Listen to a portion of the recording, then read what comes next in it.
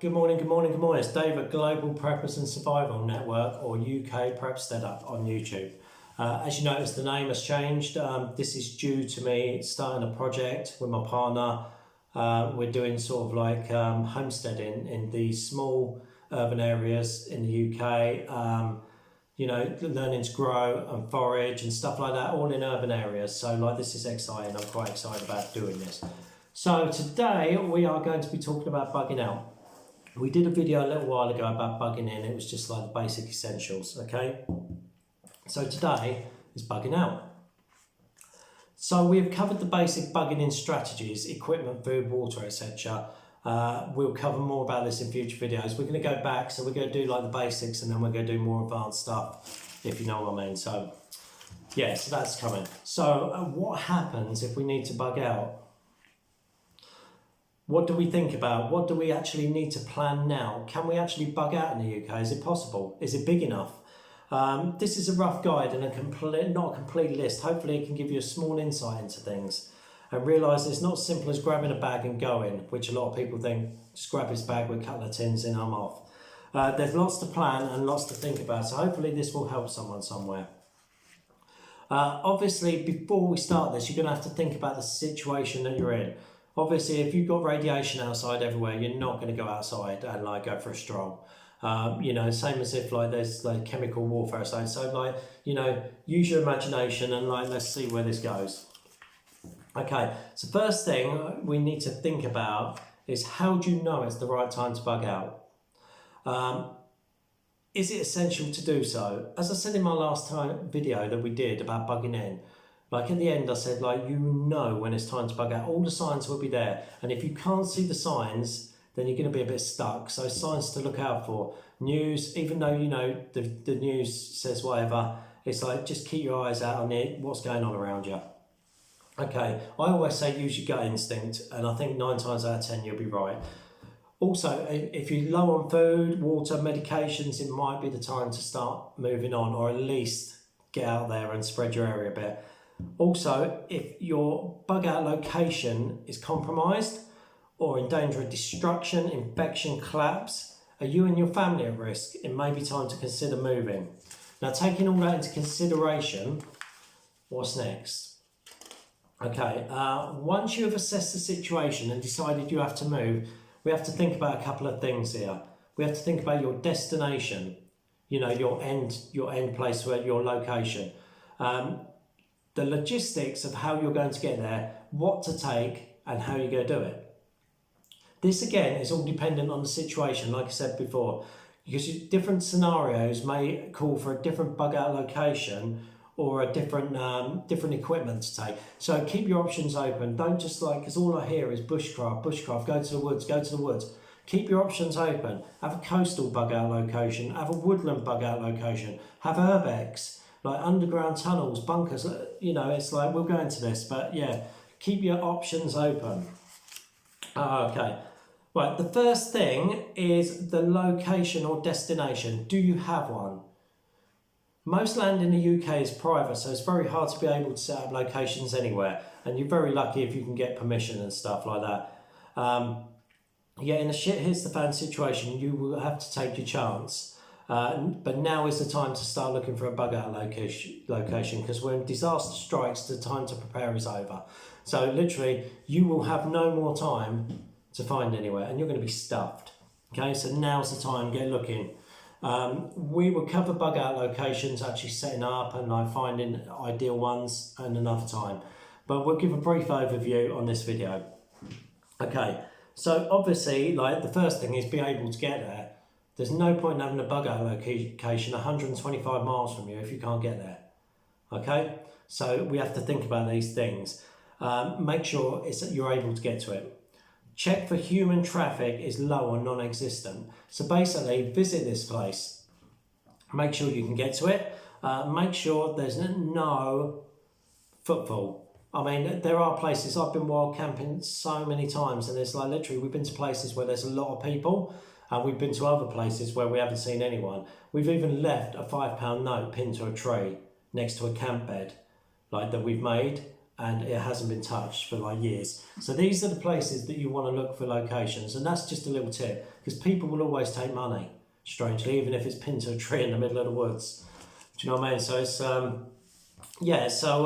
we are saying check all locations, right? Human traffic, make sure it's safe from hazards and out of sight of roads and pathways. Like I say, like you don't want footfall. You don't want dog walkers everywhere. I mean, not that in a shit hits the fan situation there's going to be dog walkers, but there's still pathways and people tend to follow pathways.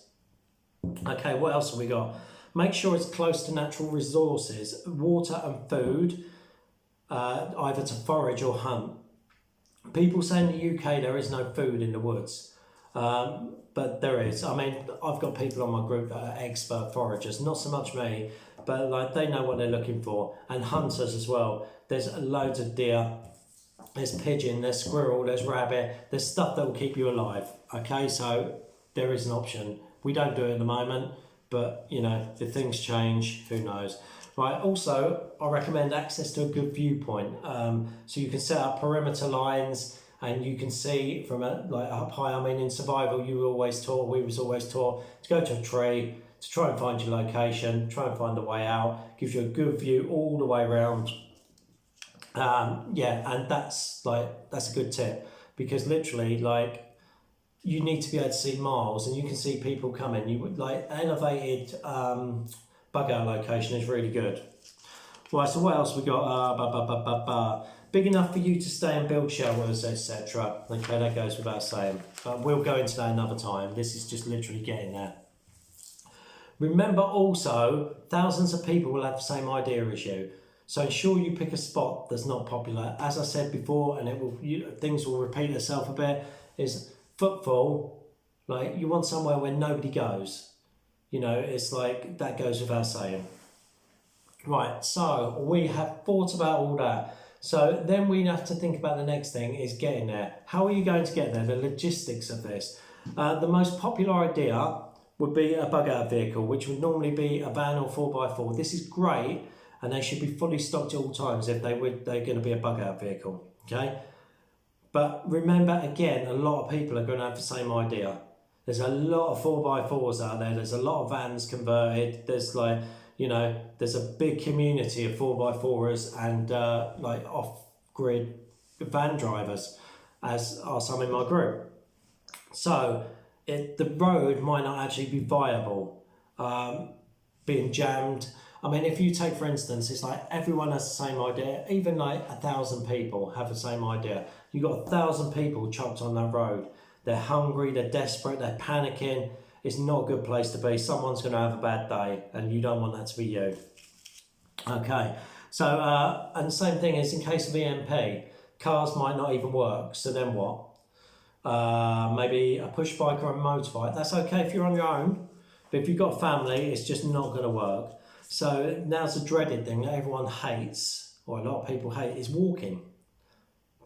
Most likely hiking over hills and horrible terrain with your bag, and all your family have to do the same. So here bears the question, can you walk to your bug out location? Can your family walk to your bug out location? If not, start practicing now. There's no time like the present. Pack you and your family's inch bag, I'm never coming home bag. So you get my bag together, get your basic essentials, what you're going to take to survive and not come back. Then you can hunt, forage, get water, blah, blah, blah. Right, and start doing a family hike. Just go to your bug out location. You might not even get there the first time, but start making a way there and plan over a long time. And before you know it, you'll be able to walk there, no trouble with the weight. And it will stand you in really good stead. Remember the different fitness levels, strength, sizes and ages all come into play. And this practice gives you time to adjust them and adjust your preparations accordingly, like weighting bags and stuff like that. You may find one member of the family, like me, I'm actually the member, becomes the mule and takes a lot of weight to help the less strong members of the family. So yeah, I mean, it's like, because like if you've got little kids, like you're gonna have to carry their stuff from, they can't do it. They can carry little tiny bits, but not a lot. So when you're packing your bag, each bag should contain or have access to water, a pot for boiling water and water filtration, a way to make fire, some sort of food. Each bag should contain this. Shelter, torches, a good knife. I mean, the list goes on. I mean, we've done bug out bags before, I'm never coming home bags before, and day bags. There's lots of information about it on the group, so have a look. If people are interested in this thing, we can look more in depth into it. Okay, I'm trying to be quick here. Sorry if I'm waffling around, but now you can go on foot. Now, there you go. Now you're on foot with your bags, right? You're stuck there. You got your bags. It's raining. It's horrible. And now you've got to get to your bug out location, okay? Let's have a reality check, right? Get into your bug out location, you may be able to do, okay? Get into your bug out location safely is another kettle of fish. You and anyone you are with will have to go grey man. Obviously, this is not going to be easy in a group, especially with a group of you, like different ages and stuff like that. When I say grey man, a lot of in the preppers community know what grey man is. But if you don't, it's pretty much being invisible on the streets or like amongst people. So let me explain to you. So you need to blend into your surroundings. Don't dress out of character. Don't dress in bright colours, designer clothes. Don't have flashy jewellery showing about. Dress poor. Don't let people see you have money, valuables. Don't make yourself a target. For instance, when I say dress poor, but don't have a £300 rucksack on your back. Because to me, that's money. Because I grew up on the streets as well. I was homeless like when I was younger. So it's like there's things that you spot. So, you know, and there's clues that people have money that, you know, that don't make out they've got money, if that makes sense. So don't make yourself a target. Don't gather unwanted attention. Use situational awareness profiling. This is something, again, I teach in urban combat because it's so important. Because a lot of people are not street smart. And this is where a situation like that, you need to be street smart. So use situational awareness, profiling, etc. And use your head. If something looks dodgy, you get out of there. You know, it's you've got to like have a bit of sense about you. And this is what I'm saying, like street knowledge and being street smart. Some people just don't have it. Some people are born with it. You know, it's you know, some kids are brought up on the streets and they have it naturally. So. Yes, what we got? Yeah, so obviously follow what people do. You know, if you've got loads of people walking one way, go with them and you shoot off. You just sneak off, even if you sneak off one at a time and meet. Don't gather unwanted attention to yourself. Be a wolf amongst the sheep. If you have a plan, if everything goes wrong, do you know what I mean? It's like have a different agenda to all the people that are there. You know, you're not following all these people looting and rioting. You're going in with these people to shoot off and get the hell away from them. Okay, where are we? Also, you may have to travel under the cover of darkness through sewer systems, tunnels, woodland, byways, even through like rivers, like lakes, anything. So be prepared for this. Check it out. Local knowledge, as I always say, is key. It's not everyone will have access to this. Get the maps, get your local area maps of entrances and tunnels and like anything you can find, lakes, byways, streams, rivers. Like I say, local knowledge is key and it will save your life. Again, always remember the world doesn't revolve around you and other people will be on a similar mission. Similar journeys as well. Desperate, hungry, dangerous. Be aware. Do not become complacent. Somebody can become dangerous. If they're hungry and tired, they can snap like that. Learn a self-defense system and be confident in it. You don't have to be a black belt in Hu Flung Dong. It's just like literally be able to look after yourself. Know how your body works. Know how other people's body works. Know how to push people away, get them away from you. Learn self-defense. Okay? Also, have something with you. And we teach this in urban combat. Everyday objects is basically, you know, whether you've got a newspaper, a carrier bag, a scarf, anything that you can use for self-defense and know how to use it. Do you know what I mean? Because in shit hits the fan situation, there's no Queensberry rules. People are not going to be like that. People are going to be charging at you with all sorts of weapons and stuff. So it's like, you know, have a bit of savvy. Right, also have contingencies for time. A one-day journey can end up taking 4 to 5 days, depending on even longer. It depends on the situation. You could be held up due to like rioting for like 2 days in a hole somewhere. Prepare for this. Make sure you've got water and stuff like that. Have caches buried along the way. You know, if you've got a set route, you know, every like 5 miles or something, is have a cache. Have some water in there, a little bit of food, some medication, whatever you want to put in there. And also have a safe camping area that's out of the way. So if you've got to go there, you know that you can stop off there for a night. There might be an old like Urbex pillbox or something, a World War II like pillbox that you can go in there and shelter. So it's just knowing everything on the way and make sure it's planned. As they say, you know, also look for the byways and rivers and streams. Everything you can find is going to hold you in good stead. Right, remember, proper preparation prevents piss poor performance. It's hard work just saying that, but it's true. It's like, we all know that, we've all heard the army saying, and it does. If you're prepared for it, you get somebody who's prepared their route to somebody who hasn't, they're going to smash it. And these people are going to struggle. So it's like, I think it's like, just plan. If you have any time on your hands, just do it. Do it now. What else have we got? So, plan now and have the advantage over other people. Like I'm saying, if people haven't planned and you have an advantage. And hopefully with the correct mindset, you can make it safely to your location. And that'll be happy days. That's the end goal. Well, I hope you can relate to some of this. This is pretty much it. I just wanted to like share this with you. It's something I've been working on. So, you know, next time we'll be looking at like bug out essentials, like what you need in your bug out location.